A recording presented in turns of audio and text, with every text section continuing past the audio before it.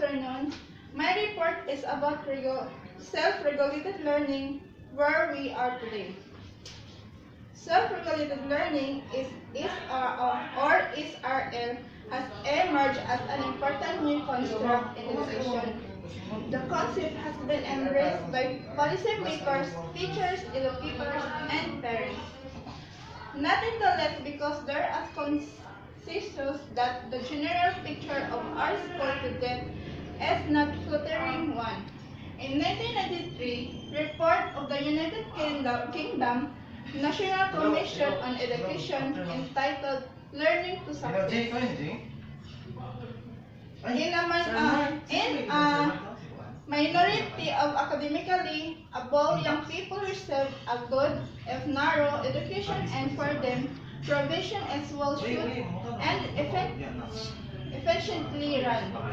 At the majority of young people, education is of more variable benefits. The talent of many are not valid enough and not developed enough. And once they are start work, the same is true in terms of training. In addition, an uncomfortable large minority of young people leaving school have trouble with literacy and numeracy and seem to have benefited all too little from their education. At this quotation is but one attempt to voice the dissatisfaction that has been built up in the last decade in all countries in Europe, North America, and beyond. And another one is about self-regulation. Self-regulation means being able to develop knowledge, skills, and attitudes which can be transferred from one learning context to another and from learning situation in which this information has been acquired to a leisure and work context. Policymaker means for their part have endorsed the basic principle of self-regulated learning and put school reform high on the political agenda. And about into my another research about policymaker is some who creates idea and plans, especially those carried out by the business or government. A major, a school board, a corporation board of director, and the president to the United States of the policy. It means policymaker is Tagalog. Sila yung na-i-endorse sa mga iba't ibang klaseng paaralan, yung sila ang katulad ng mga governor, principal, at saka mga board director. Then, number 1, what is the meant by self-regulated learning?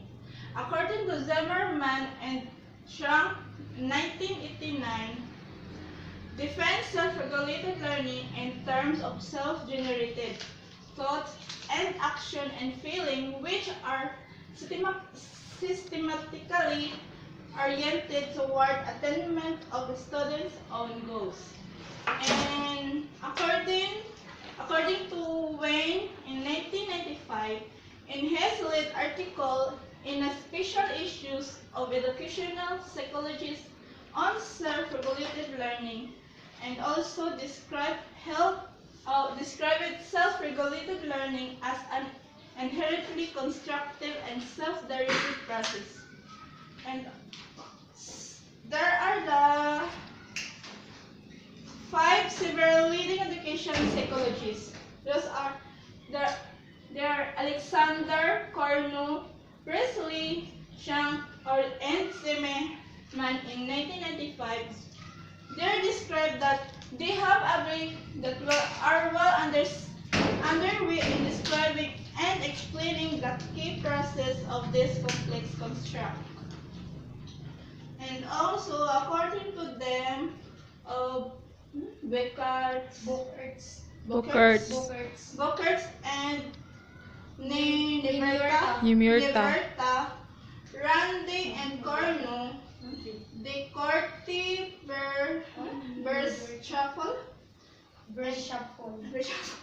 and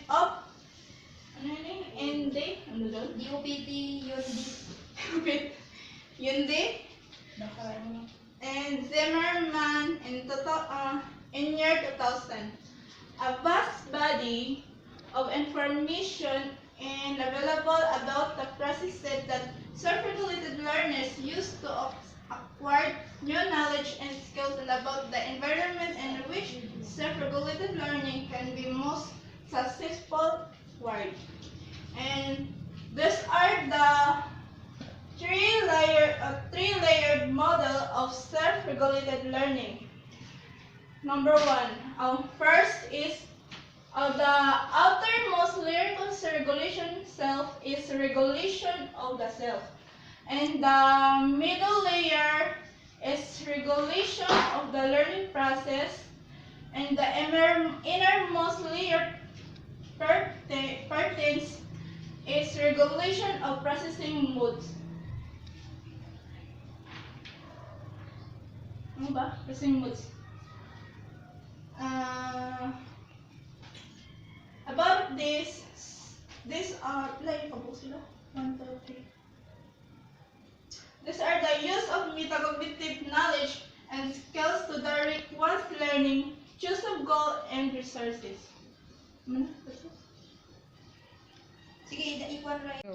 Okay, my assigned topic is how students steer and direct their learning process. Unsaon mga estudyante to steer and direct their learning process. A second key aspect of self-regulation is the students' ability to direct their own learning. They redefine successful learning as the attainment of metacognitive knowledge in the service of organizing one's learning in such a way that doing specific knowledge and skills can be acquired. It was held that successful learners are able to swiftly transfer the knowledge and strategies acquired in one situation to new situations, modifying and extending these strategies on the way. According to Brown 1987 and Weinstein and Mayer 1986, various parameters of successful cognitive processing have been identified, including the use of metacognitive skills such as orienting, planning, executing, monitoring, evaluating, and correcting. And also, according to Winnie 1995, all students engage in self-regulation because they can design planning, monitoring, and evaluating their behavior.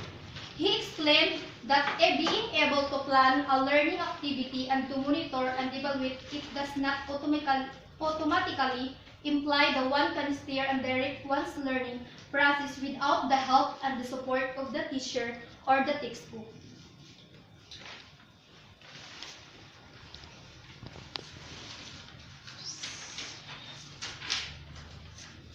Okay, to summarize, most researchers have studied SRL or self-regulated learning by focusing on the student's learning style, the core layer of SRL, and in the way students guide and direct their own learning process.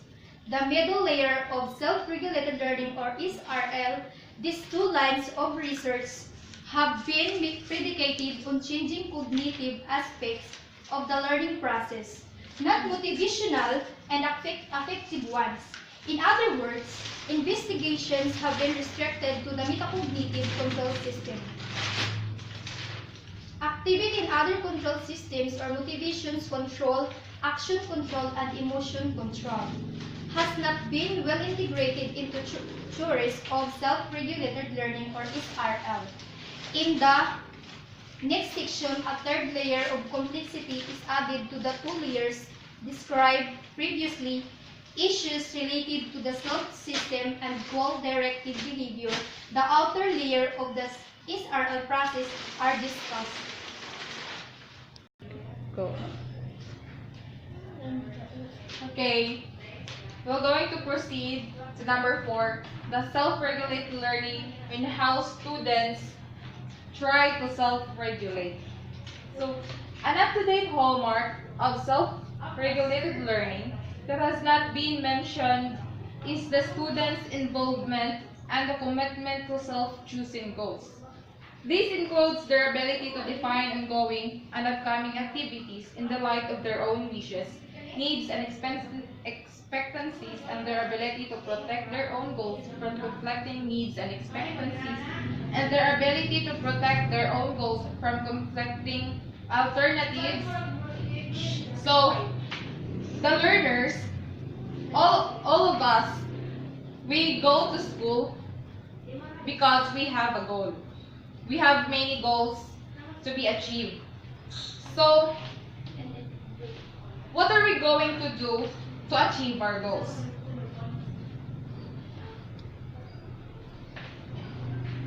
Several researchers, for review see Boekaerts and Verta 2000, have argued that information about how students construe themselves as learners, particularly the goals they set for themselves, provides an interesting and essential complement to the assessment of learning styles and the evaluation of metacognitive awareness and skills.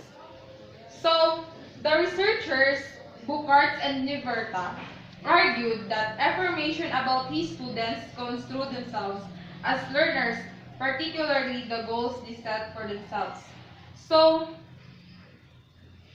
kung kita na atay mga goals sa atong pag-eskwela, nanay goals sa atong pag-eskwela, then how we're going to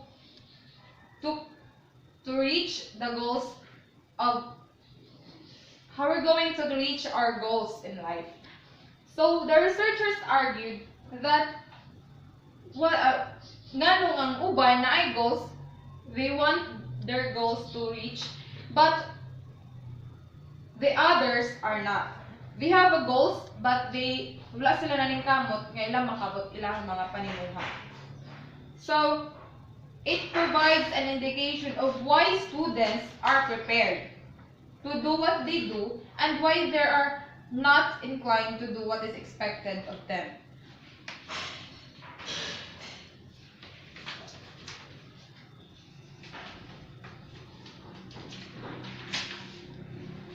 Researchers working in the field of motivation. So, the researchers argued that there's some students are not motivated. That's why they do not want to reach their goals, or there's another way of saying wala sila goals but wala sila ning kamot nga makabot nila ilang mga panimuha. So have pointed out that students who are metacognitively aware of the choices they make and are knowledgeable about how to invest resources to attain a learning goal may, nevertheless, not be willing to invest the necessary resources to regulate their learning in certain contexts. There likely are multiple reasons for this reluctance. For example, students may feel that planning, monitoring, and evaluating the learning process takes too much time and effort. Perhaps, one or more psychological needs are thwarted in a particular context. In this regard, Daisy and Ryan, they explain that when students are aware that any of their basic psychological needs are not fulfilled in specific learning contexts, they will not identify with the goals and values of that context. So,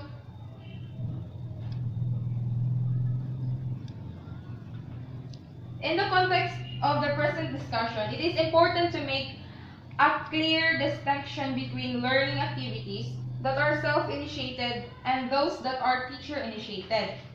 Between learning activities that are self-initiated and those that are teacher-initiated, the most important is that self-initiated learning activities either occur is spontaneously driven by the wishes, needs, and expectations of others, so-called out goals. So at this point, it should be mentioned that students rarely pursue single goals. So, when students, kung na estudyante nga, daghan siya goals, but isa ra ang uban dili nila ma-fulfill, ang iban dili. Mao na ang uban nga wala nga dili nila gusto nga ma-fulfill nilang goal is kay sa isa pa lang ka goal na ilang ginabuhat wala na nila na fulfill, so dili na sila ganahan nga mo continue. Mao na nga, but there's some students nga sa kadaghan nila goals nga ginabuhat na isa nga nabuhat nila, mao na nga they were going to continue in their wishes.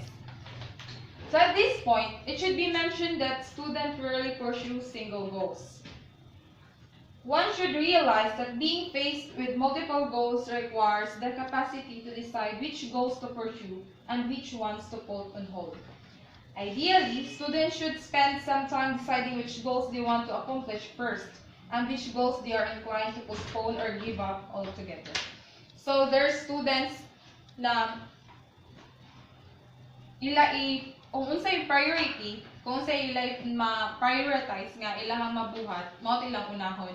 Ang uban i-postpone para ila na ma-continue after sa isa ka goals nga ilang gibuhat. That's all. So, okay, my topic is all about guidelines and suggestions provided in this special issue. The contributors to this special issue present information that has accrued within specific subfields or self-regulation. They discuss several key issues of self-regulated learning, providing suggestions as to how the modeling, scaffolding, and feeding of self-regulatory skills could be done. Most contributors defend the view that it is extremely important that educators and teachers know which strategies are part of self-regulated learning and know how to turn learning environments into energizers for specific types of students. So, Pentridge describes his model of SRL, specifying three categories that students should have access to in order to regulate their own learning. First category is the cognitive learning strategies, which help students to attend to select, elaborate, and organize information in such a way that deep-level understanding is possible. The second one is the metacognitive and regulation strategies, which reflect the students' intention to plan, monitor, and regulate their cognitive strategies. And the last is the resource management strategies, which refer to activities that manage and control the material and internal and external resources that the learner has at his disposal to reach his or her goals. Pentridge documents that an adaptive profile of motivational beliefs is essential to profit from learning environments which target self-regulated learning. So, Lemos explains that self-regulation necessitates personal goals which give direction to one's action and energize behavior. Lemos defends the view that when goals are established or valued by the students themselves, they serve two major functions. Number one, directing behavior toward the end states that these specify and monitoring standards for the education of ongoing activities.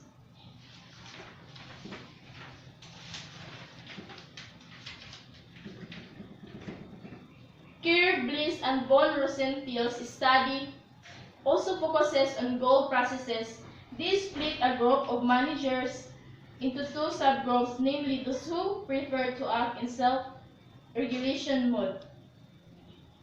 Kerr predicted and found that the goal-directed behavior displayed by self-regulators is associated with positive emotions and that reaching the goal is primarily based on acting according to one's own intention. Sunimberta explains that individuals' goal setting reflects their adjustment to situational demands as well as their ability to transform higher level goals into the activation or inhibition of specific lower level schemata. Bauras, Rauhamononomi, Kinonin, and Lipola argue that students with a long-term history of failure are in need of powerful educational interventions to encourage the use of self-regulatory skills. Boekaerts and Maynard, they contrast formal and informal learning, arguing that students' appraisal of a specific learning environment affects not only the value of attached to the learning goals of the learning process. Zimmerman offers a commentary on the chapters in terms of the cyclically interactive view of self-regulated learning. So in combination, the chapters in this special issue represents the current thinking and research on SRL and make an important contribution to our knowledge based on the outer layer of the self-regulated learning model.